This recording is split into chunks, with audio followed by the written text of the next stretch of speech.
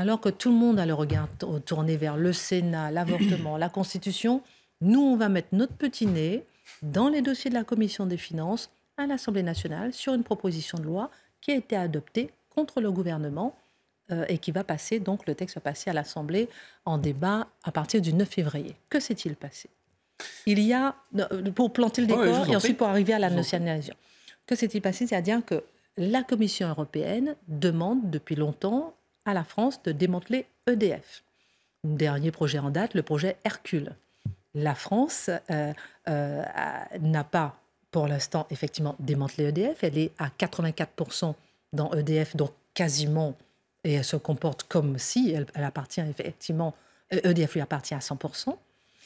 Et voulant effectivement, comment dirais-je, cacher, c'est une question que le député Philippe Brun, député PS, se pose, que la France a demandé à nationaliser à 100% EDF. Pourquoi? Est-ce que ce n'est pas peut-être pour démanteler en douce EDF?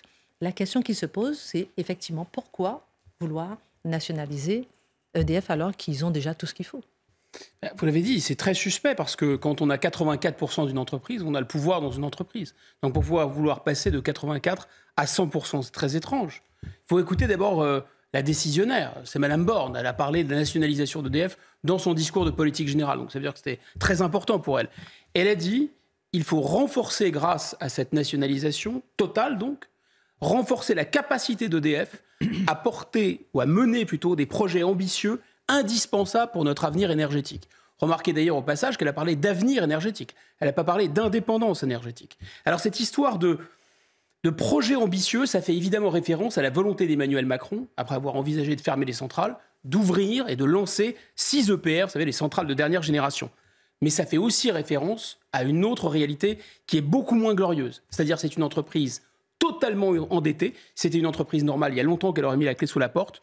Au moins 50 milliards de dettes dues à l'arrêt en fait, de la moitié des réacteurs pour des phénomènes de corrosion, etc., mais aussi des retards énormes accumulés de plus de 10 ans sur le réacteur de EPR de Flamanville, tout le monde en a entendu parler, et un autre réacteur qui est une bombe à retardement dont on ne va pas tarder à entendre parler. C'est un projet que l'État a poussé pour EDF du côté de la banlieue de Londres, avec une centrale aussi.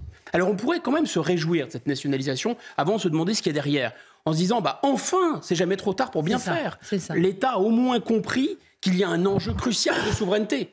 Souveraineté énergétique parce qu'on est en pleine guerre en Ukraine, ça se voit, et souveraineté militaire aussi. Parce que là, quand on a du nucléaire militaire, il faut aussi avoir du nucléaire civil. Il y a un cycle du nucléaire entre le militaire et le civil.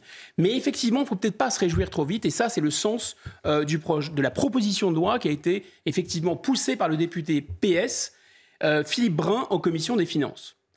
Parce que lui pense, et il a quelques débuts de preuves, que l'État, en fait, n'a pas renoncé à ce projet qui est effectivement demandé par la Commission européenne. Mais Hercule, c'est un projet français pour répondre à cette pression constante de l'Union européenne qui est « faites sauter votre monopole de l'électricité ». C'est un peu déjà fait. Et du nucléaire et de l'électricité, ça va ensemble. Alors qu'est-ce que c'est que ce projet Hercule? Très rapidement. Ça nous intéresse. Alors je vais répondre à cet intérêt. Non, c'est effectivement éclater l'entreprise en 3 avec EDF Vert. Alors EDF Vert, c'est la distribution d'électricité, le renouvelable. Ça, c'est rentable. Donc ça, on le donnerait aux petits copains du marché. Ensuite, il y a EDF Bleu. Alors EDF Bleu, c'est les centrales nucléaires et le réseau. Alors ça coûte cher. Bizarrement, évidemment, les Français le gardent et le financent. Et il y a EDF Azur, c'est-à-dire grosso modo l'hydroélectricité et les barrages. Et ça, il y a toujours une négociation à bras de fer avec l'Union européenne. Normalement, le gouvernement jure ses grands dieux. C'est fini, on a enterré Hercule, on n'en parle plus. Mais le député PS Philippe Brun a dit chiche dans ce cas, proposition de loi. Et si vous êtes vraiment sérieux, alors vous allez adopter et voter notre loi, en parlant évidemment aux députés Renaissance, pro-gouvernement, voter cette loi qui va imposer de ne plus changer de statut d'EDF. Donc en fait de mettre une barrière à cet éventuel projet Hercule. Alors déjà, là, ça a été voté en commission des finances contre le gouvernement. C'est une étape. Mais déjà là, contre le gouvernement. Cela va-t-il régler, Guillaume Bigot, les problèmes de cette entreprise? Quand on réfléchit un instant sur le destin d'EDF, c'est un gros dossier, c'est un dossier assez touffu, mais grosso modo, il y a quelque chose qui ressort, c'est l'essentiel des problèmes d'EDF, c'est l'État. Donc est-ce que plus d'État, ça va régler les problèmes engendrés par l'État ? Je pense que la réponse est un peu dans la question. Parce que c'est l'État qui a forcé EDF, par exemple, à se lancer dans la folie de cette construction d'un réacteur qui prend énormément de retard, qui va coûter une blinde dans la banlieue de Londres.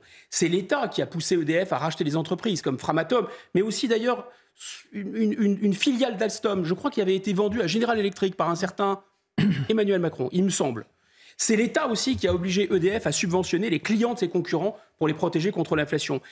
Et surtout, l'État, si on synthétise, a cédé vraiment à 4 folies. Et c'est ces 4 folies qui ont mis complètement, pour le coup, si on reprend le code couleur, l'EDF dans le rouge. 1, les contraintes européennes, on en parlait tout à l'heure. Effectivement, c'est une pression de l'Union européenne. Et Henri Porguillot, qui a été patron d'EDF, a témoigné devant une commission d'enquête du Sénat, de l'Assemblée nationale, pardon. Et il a vendu la mèche, il a craché les morceaux. Il a dit, nos voisins européens n'ont eu qu'une seule obsession, démanteler EDF. En fait, derrière cette obsession, il y a surtout la concurrence imposée par les traités, c'est vrai, mais aussi, et peut-être surtout, la jalousie de l'Allemagne qui ne supportait pas que la France puisse avoir l'énergie la moins chère d'Europe. Alors, jadis, la France était en mesure d'exporter un surplus énergétique, et là, on a immolé en fait cet avantage sur la construction européenne. Mais c'est complètement inique, parce qu'en plus, avec la guerre en Ukraine, en plus, l'Allemagne aurait vraiment besoin de notre électricité bon marché. C'est dommage, on l'a plus. Alors là, pour le coup, la nationalisation, ne va rien changer. On va rester dans le cadre européen avec cette pression européenne. Elle ne va pas disparaître parce qu'on a nationalisé. Deuxième folie à laquelle l'État a cédé et a, en quelque sorte, affaibli EDF, c'est la logique de marché. C'est la folie du marché. Parce qu'en fait, quand il y a un réseau, pas le temps de rentrer dans les détails et dans la théorie économique, mais en général, le marché fonctionne mieux. L'exception à cette règle, c'est quand il y a un réseau. Et là, il y a vraiment un réseau en matière électrique. C'est même un monopole quasiment naturel. L'intérêt du marché, c'est de faire baisser les prix. Et depuis qu'on a privatisé, eh bien, les prix se sont envolés. Alors pourquoi ? Encore une fois, ils se sont envolés d'ailleurs avant l'inflation de l'Ukraine et la reprise Covid. Parce qu'en fait, les concurrents n'ont pas les moyens de rentrer sur ce marché. EDF est le seul à pouvoir produire de l'électricité avec ses centrales nucléaires. Ils ne peuvent pas. Le coût d'entrée dans le marché, comme on dit, est trop élevé. Et donc, l'État a inventé une espèce d'usine à gaz où l'EDF doit vendre à prix cassé un quart de sa production.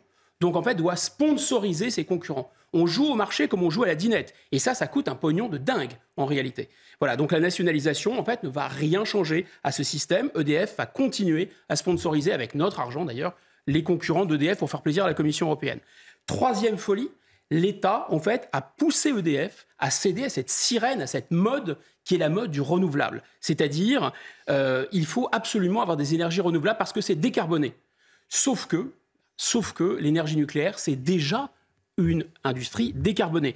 Comme l'a dit Yves Bréchet, l'ancien haut-commissaire à l'énergie atomique, nos dirigeants se sont peut-être dit qu'ayant 70% d'énergie décarbonée, c'était peut-être trop pour la France, il fallait redescendre à 50, parce qu'on redescend à 50. Donc, c'est la promotion du renouvelable. Et la promotion du renouvelable, c'est anti-écologique, c'est anti-économique, et c'est surtout un excellent moyen de favoriser Poutine et de favoriser les industriels chinois qui, eux, font vendre à perte et produisent à perte du renouvelable, c'est-à-dire du matériel pour faire de l'éolien et du photovoltaïque. On parlait de ce démantèlement a priori que soupçonnerait le député, par exemple Philippe Brun, qui a fait adopter, on le rappelle, une proposition de loi en commission des finances contre la nationalisation d'EDF par l'État. Dernière question, que faudrait-il faire pour sortir de cette crise énergétique actuelle, pour sauver EDF, donc sauver nos factures ? D'abord, je pense qu'il faudrait vraiment qu'on sorte de toutes ces folies, de toutes ces idées à la mode, qui sont des idées fausses, sortir du marché européen de l'électricité, sortir de ce principe de précaution en acceptant quand même un minimum de risques calculés, sortir de l'obsession du renouvelable, de cette énergie verte qui coûte une blinde et qui fait que la fortune des industriels chinois, sortir avec cette idée de vouloir absolument faire de l'argent avec EDF, et de traiter EDF comme une vache à lait. Parce que le paradoxe, si on imagine un instant qu'on n'a pas fait toutes ces folies imposées par l'Europe, qu'on n'a pas privatisé, qu'on n'a pas démantelé, qu'on n'a pas ce marché où on subventionne les concurrents, et qu'on n'a pas ce marché européen de l'électricité qui est soi-disant fait pour favoriser le renouvelable, qu'on n'a pas tout ce plan de renouvellement énergétique avec ce renouvelable, qu'est-ce qu'on aurait ? De l'énergie, aller à 50 euros le mégawattheure, à 40 euros le mégawattheure, on serait juste les rois du pétrole. On serait juste l'Arabie saoudite de l'électricité. Pas en Europe, dans le monde. On en aurait en excès d'électricité et pas cher. alors qu'il y a la guerre en Ukraine, ça nous donnerait un avantage absolument considérable. Alors, je pense que ça, c'est très important. L'État, évidemment, ne le fera pas. C'est le contraire exact de sa politique. Il y a un marqueur. En général, vous voulez faire des choses efficaces. Vous faites à peu près le contraire de ce que veut faire la classe dirigeante. En général, ça marche plutôt bien. EDF doit aussi balayer devant sa porte. C'est-à-dire que cette entreprise a quand même une culture particulière. En m'intéressant à ce dossier, j'ai pris connaissance de ce que disent des syndicats à l'intérieur de la maison, qui sont favorables au service public, qui sont favorables au monopole de l'électricité, mais qui disent cette maison, c'est l'EDF, enfin c'est l'URSS du nucléaire, l'EDF quand même. C'est une expression très forte pour des gens qui croient au service public. Vous imaginez, ils disent c'est une boîte qui a la grosse tête, c'est une boîte qui maltraite ses fournisseurs, c'est une boîte qui recrute que des gens qui n'ont pas bossé ailleurs pour les formater. Personne n'est viré chez EDF. Il y a une armée mexicaine, principe de précaution, personne ne prend de risque, etc. Donc je pense qu'il faudrait vraiment renouer avec l'esprit des pionniers et avoir quelque chose comme un mélange entre SpaceX, si vous voulez, et l'esprit pionnier du Conseil national de la résistance qui a lancé EDF.